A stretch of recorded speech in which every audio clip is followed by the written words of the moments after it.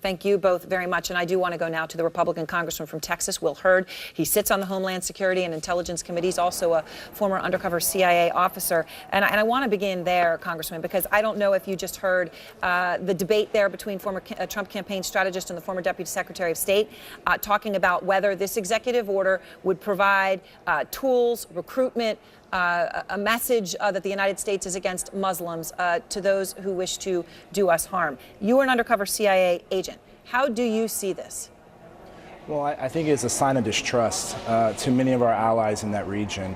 We have about 10,000 Americans in those 7 countries. Our men and women that are on a military base in Iraq. Who's protecting that military base? It's Iraqis. We have special forces in Syria, and they're shoulder to shoulder with who? Syrians. And this is an issue that is going to cause friction with many of our partners. We've seen in Iraq that there were the opponents of the current administration in Iraq trying to use this as an example to kick U.S. forces out or to not cooperate. We have to remember that we do live in a dangerous world. And to fight Islamic terrorism, we need allies and we need partners. And in a place like Iraq, many Iraqi men and women have given their ultimate life to put ISIS and Al-Qaeda on the run in order to keep them off of our shores. So the Trump administration, has obviously picked the 7 countries, by the way, same ones that Congress had identified as risks under President Obama, but handled it differently, right? They didn't do an outright ban. They certainly didn't talk rhetorically anywhere like how the Trump administration is talking. You're a member of the House Intelligence Committee. Are you aware of any intelligence suggesting terror plots from these countries right now that would show this was a real and present danger necessary for a ban? There are no credible, real threats on the homeland as of 2 days ago. But one of the things I set on this past Congress, I set on a task force that looked at foreign fighters. These are, there's over 200 Americans that have gone into Iraq and Syria to fight with ISIS. And one of the problems that we saw was that our European allies weren't vetting known travelers against watch lists, information that we were providing about people connected to terrorism.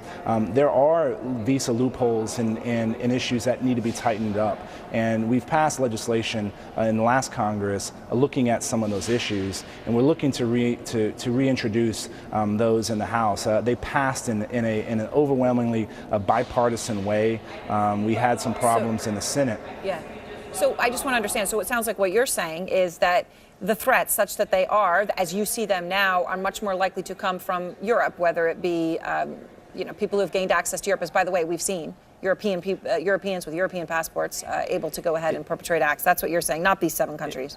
It's a lot quicker to slip into, to be fighting in a place like Iraq or Syria, slip into Turkey, get into Europe, find a fake European passport, and come through one of our ports of entry.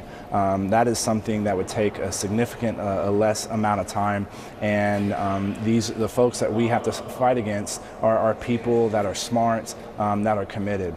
And having spent 9.5 years as an undercover officer, I recognize the threats that we're facing. The reality is the world that we live in is more dangerous than our parents, and our kids are likely to inherit a world that's more dangerous than ours. And so doing everything we can to fight Islamic terrorism is important, but we got to have allies. So you would hope, from where you see right now, obviously given your view on this ban, that Washington State's temporary restraining order is upheld? Well, I think we need to pass legislation here in the House and the Senate that deals with some of these visa loopholes, that do things like help provide resources to countering violent extremism. The threat of ISIS, their ability to inspire people, even if they're 7,000 miles away, is unprecedented. And we need to be taking the fight there and dealing with those issues. Before we go, House Republicans, I know, held a closed-door meeting today on how to protect themselves at town halls and your offices from protesters who are rallying against the repeal of Obamacare, police monitoring town halls. Some things I know were talked about, having a back door at congressional offices to be able to exit from. I mean, these are pretty serious things to contemplate. Are you concerned about your safety because of GOP efforts to repeal Obamacare? Well, I think any member that is doing public going in public and doing town halls should be mindful of their security. We've had examples over the years of threats against members of Congress, and not just members of Congress, any elected officials. So making sure that you're focused on security, not only of yourself and your staff, but the individuals that are coming there, is something that's important. All right, Congressman Hurd, thank you so much for your time tonight. Thank you, Aaron. Tonight on CNN, Senator Bernie Sanders, Senator Ted Cruz will debate the future of health care. That is a live debate. It is tonight at 9. And next, breaking news, Senate Democrats threatening yet another all-nighter tonight. Wait till you hear why. We're going to go live to Capitol Hill for that breaking news. And on a much lighter note this evening,